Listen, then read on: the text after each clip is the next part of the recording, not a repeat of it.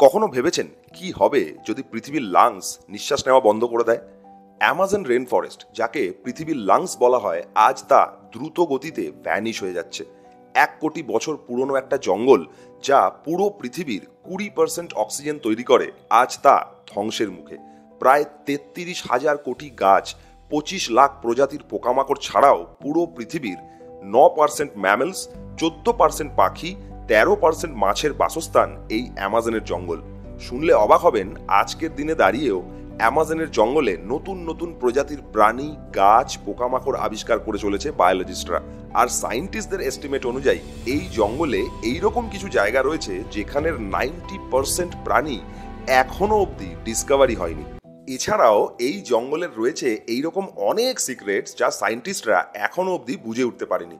পৃথিবীর এত ইম্পর্টেন্ট একটা জায়গা আজ ধুঁকছে, কোনোভাবে চেষ্টা করছে সার্ভাইভ করার। লাস্ট 5 বছরে অ্যামাজন হারিয়েছে প্রায় 23.7 মিলিয়ন হেক্টর ফরেস্ট, যা অলমোস্ট ইউনাইটেড কিংডমের মতো একটা দেশের সমান। একটা রিসেন্ট স্টাডি অনুযায়ী আগামী 5 বছরের মধ্যে পৃথিবীর সব থেকে বড় ট্রপিক্যাল ফরেস্ট অ্যামাজন তার প্রায় অর্ধেক হারাতে চলেছে। এর পিছনে দায়ী কে? গাছপালা, পশু পাখি ছাড়াও আর কি কি হারাতে চলেছি আমরা?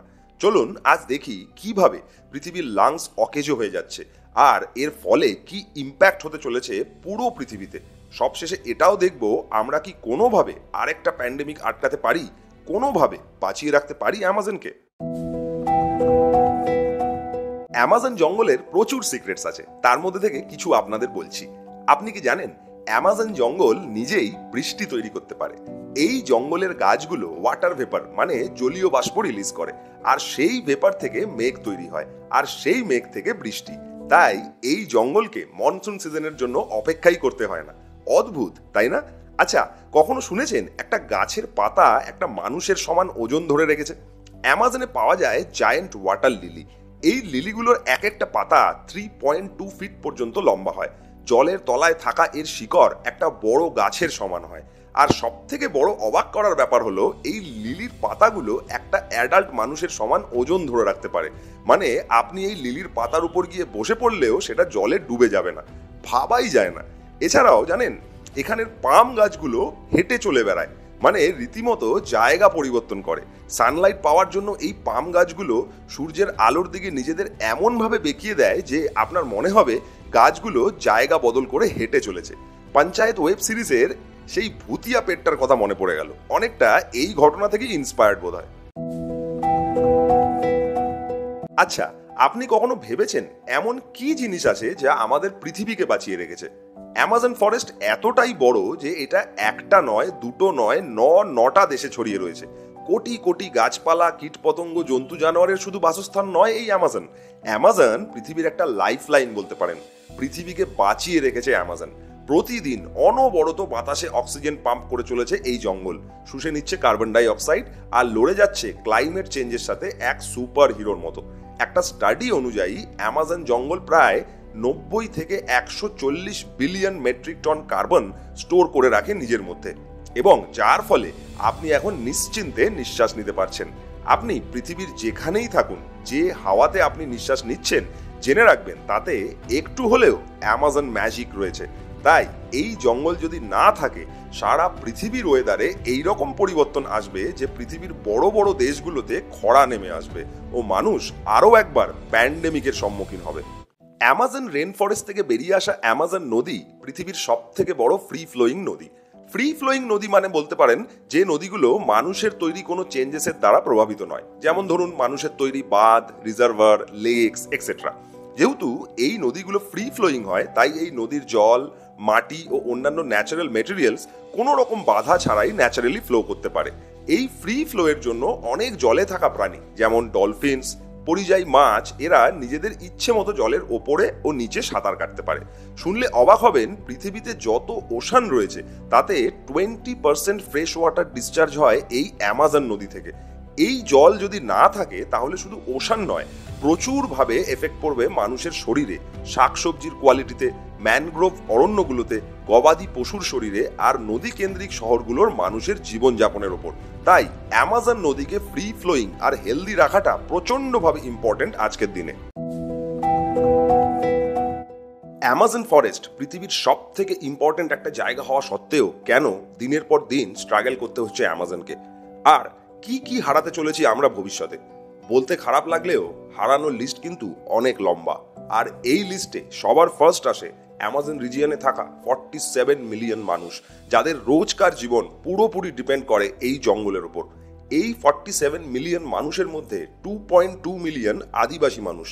12,000 বছরের থেকেও বেশি সময় ধরে মানুষ বসবাস করছে অ্যামাজন সংলগ্ন এরিয়াগুলোতে, যা এই অ্যামাজন রিজিয়নকে মানব ইতিহাস এবং পূর্বপুরুষদের সংস্কৃতির সমৃদ্ধ ভাণ্ডারে পরিণত করেছে। অ্যামাজনের আদিবাসী মানুষদের ভেষজ, আয়ুর্বেদিক এবং ন্যাচারাল হিলিং টেকনিক্সের ওপর নলেজ আজও বড় বড় ডিগ্রিওয়ালা ডক্টরসদের চমকে দেয়। শোনা যায় প্রচুর আদিবাসী মানুষ আজ অবধি কোনো হাসপাতালে যায়নি। বিনা কোনো মডার্ন ডে মেডিকেল সাপোর্টে এরা আমার আপনার থেকেও বেশি হেলদি ও দীর্ঘদিন ধরে রোগমুক্ত। রোজি পেরিউইঙ্কেল এটা অ্যামাজন রেন ফরেস্টের একটা গাছ। এই গাছ থেকে ক্যান্সারের মতো রোগের ওষুধ বানানো হচ্ছে। ইন্টারেস্টিং, তাই না? অ্যামাজন হলো একটা কার্বন সিঙ্ক, যা পুরো পৃথিবীর ক্লাইমেটকে রেগুলেট করে ও স্টেবিলাইজ করে। অ্যামাজন না থাকলে কার্বন এমিশন বাড়বে হু হু করে, আর কার্বন যদি হাওয়াতে বাড়তে থাকে আমাদের সবাইকে পিঠে একটা করে অক্সিজেন সিলিন্ডার বেঁধে বাইরে বেরোনো ছাড়া কোনো উপায়ই থাকবে না। এবার আসুন ফুডে। অ্যামাজন নদীর ফ্রি ফ্লোয়িং ওয়াটারের কথা বলেছিলাম, মনে আছে?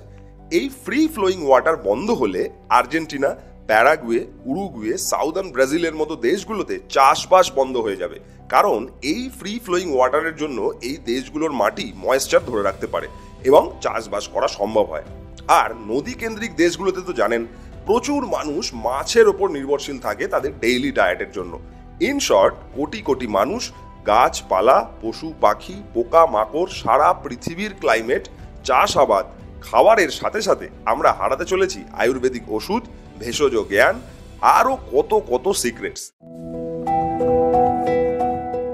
1970 সাল থেকে এখন অবধি প্রায় 20% অ্যামাজন জঙ্গল ভ্যানিশ হয়ে গেছে। 20% অ্যামাজন মানে ধরুন গোটা রাজস্থান স্টেটটার সমান। 2022 সালে 11,000 স্কোয়ার কিলোমিটার ফরেস্ট কেটে ফেলা হয়, যা প্রায় 1,500টা ফুটবল গ্রাউন্ডের সমান। কিন্তু কেন? সব থেকে বড় কারণ ডিফরেস্টেশন। বিফ, মিট, বার্গার, বায়োফুয়েলের ডিমান্ড দিন দিন বাড়ছে সারা পৃথিবীতে। সাপ্লাই বজায় রাখার জন্য তাই দ্রুত গতিতে কেটে ফেলা হচ্ছে অ্যামাজন। সয়াবিন, যা আমাদের প্রত্যেকের বাড়িতেই প্রায় রান্না হয়ে থাকে, ব্রাজিল এই একটা দেশ সারা পৃথিবীর 40% সয়াবিন প্রডিউস করছে আজকের দিনে। কিন্তু কিভাবে? একরের পর একর অ্যামাজন জঙ্গল কেটে। এরপর রয়েছে কাঠ মাফিয়াদের দৌরত্ব। বিলিয়ন ডলার্সের কাঠ বিজনেসের জন্য প্রতিদিন হাজার হাজার গাছ কেটে ফেলা হচ্ছে এই অ্যামাজনে, আর সেই গাছের কাঠ স্মাগেল করা হচ্ছে সারা পৃথিবীতে। এখানে ফায়দা কাদের হচ্ছে? অবশ্যই পলিটিশিয়ান এবং বিজনেসম্যানদের।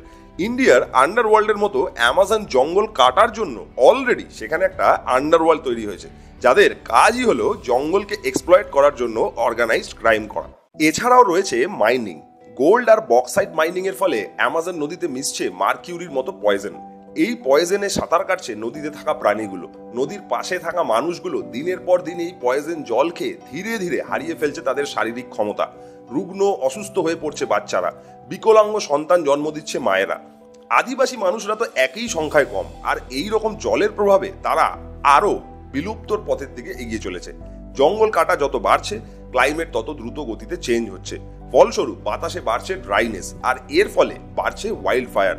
ওয়াইল্ড ফায়ারে লক্ষ লক্ষ গাছ, ইনক্লুডিং সেই সমস্ত গাছ যারা বৃষ্টি তৈরি করতে পারত, এক নিমেষে পুড়ে ছাই হয়ে যাচ্ছে। সায়েন্টিস্টদের মতে আর 5 থেকে 10% অ্যামাজন যদি আমরা হারাই, তাহলে সেটা একটা টিপিং পয়েন্ট হবে।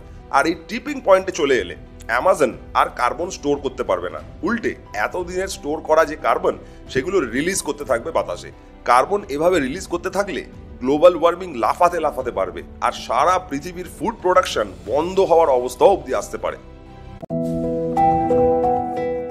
অ্যামাজনকে সেভ করা যায় কিনা সেটা আলোচনা করার আগে আমাদের এটা স্বীকার করতে হবে যে অ্যামাজন ইজ ডাইং।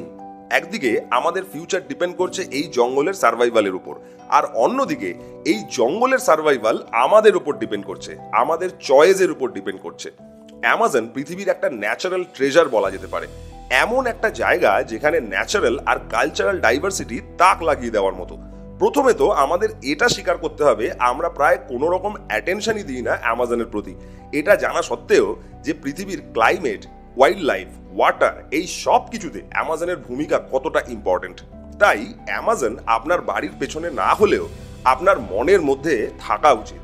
কিছু জিনিস আছে যা আমরা এর জন্য করতে পারি, চলুন দেখি সেইগুলো কি কি। নাম্বার 1, আপনার ভয়েস রেজ করুন। ফ্যামিলি ফ্রেন্ডসদের বলুন অ্যামাজনের সম্পর্কে, তাদের এডুকেট করুন, তাদের বলুন অ্যামাজনের প্রোটেকশনের ব্যাপারে সোশ্যাল মিডিয়াতে কথা বলতে, যাতে আরো লোক জানতে পারে এই ম্যাটারটা। প্রচুর মানুষ যারা অ্যামাজন রিজিয়নে থাকেন তারা এই জঙ্গলের ধ্বংস হয়ে যাওয়া নিজের চোখে দেখছেন সেখানে বসে, এবং এই ধ্বংসের পিছনে তাদের কোনো দোষ নেই মানলাম, কিন্তু তাদের একটা দোষ আছে, সেটা হলো তারা প্রোটেস্ট করছে না। অনেকে বলবে মাফিয়া, পলিটিশিয়ান, বিজনেসম্যানদের বিরুদ্ধে প্রোটেস্ট করে কি কোনো লাভ হবে? উল্টে বেঘরে প্রাণটা যেতে পারে। তাহলে বলবো প্রাণ তো আজ না হয় কাল যাবেই, হয় যুদ্ধে, না হলে রোগে, আর না হলে বাজে খাওয়ার, জল আর অক্সিজেনের অভাবে। তাই একটা ভালো কজের জন্য প্রোটেস্ট করলে যদি আপনার ফিউচার জেনারেশনটা কোনো রকম রক্ষা পায়, তার চেষ্টা করাটা কি উচিত না? নাম্বার 2, আমরা আর কি করতে পারি? যেখান থেকে আপনি খাবার বা অন্যান্য জিনিস কিনছেন, জিজ্ঞেস করুন কিভাবে সেইগুলো বানানো হচ্ছে। ফর এক্সাম্পল, আপনার বাড়িতে কাঠের সোফাটা কি অ্যামাজন জঙ্গলের কাঠ দিয়ে তৈরি? আর যদি তাই হয়, সেই কাঠটা কি সাস্টেনেবলি চাষ করা হয়েছে? তার কি কোনো প্রমাণ আছে? জিনিস কেনার সময় জিনিসের প্যাকেটে লেখা লেভেলগুলো পড়ুন, ভালো করে নিজে জানুন, তারপর কিনুন। মনে রাখবেন, এসআরকে একটা জিনিসের অ্যাডভার্টাইজ করছে মানে এসআরকে মোটেও সেই জিনিসটা তার বাড়িতে ইউজ করে না। নাম্বার 3, এছাড়াও ফসিল ফুয়েলের ব্যবহার কম করুন, রিনিউয়েবল এনার্জি ব্যবহার করার চেষ্টা করুন। ইলেকট্রিক অ্যাপ্লায়েন্সগুলো ইউজ না করলে সুইচ অফ করে রাখুন, আর বাড়িতে সোলার প্যানেল ব্যবহার করার চেষ্টা করুন। অপশন থাকলে পাবলিক ট্রান্সপোর্ট বা সাইকেল ব্যবহার করুন যাতায়াতের জন্য। এরকম আরো ছোট ছোট স্টেপস আমরা সবাই নিতে পারি, যে দেশেই, যে শহরেই থাকি না কেন, তাই না?